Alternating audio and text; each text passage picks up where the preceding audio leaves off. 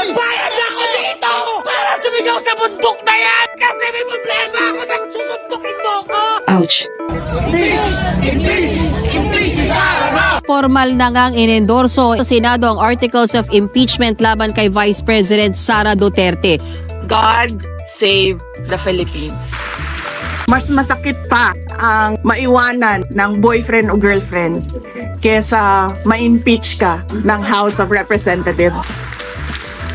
Muli nating gisingin ang lakas ng nagkakaisang taong bayan. Tara na, ipanalo na natin! Buo kami, buo ang loob para ipaglaban ang kapakanan ng bawat Pilipino at ang buong Pilipinas. Nagtataka nga ako, parang yung mga iba na naging kandidato nag-deliver lang yata ng suka nabigyan na ng certificate of candidacy. Napakasakit po, pakinggan. Anong tingin ng attorney nyo?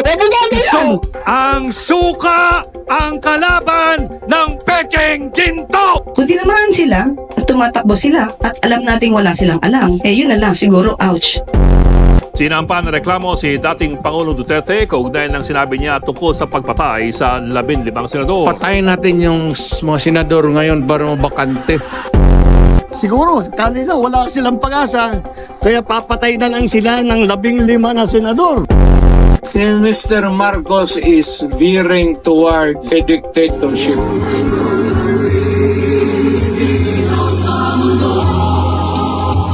Kahit idineklarang special working day, may mga pinili pa ring gunitain ang ika-39 na anibersaryo ng EDSA People Power Revolution. February 14 nang isugod sa ospital si Pope Francis dahil hirap siyang huminga. Na-diagnose din siya ng double pneumonia.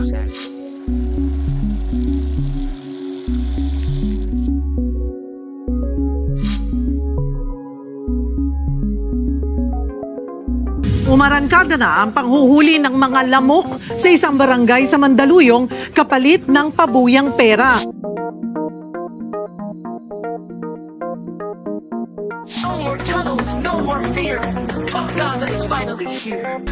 Trump Gaza #1. Naiuwi na ng mga pambato ng Pilipinas ang gold sa men's curling sa Asian Winter Games.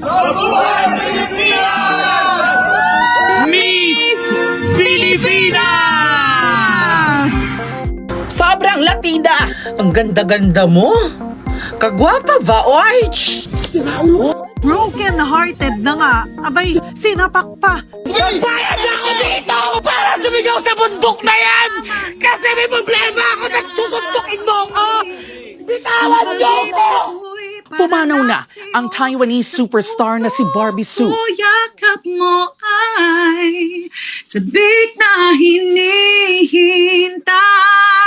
pagkat sa buhay ko.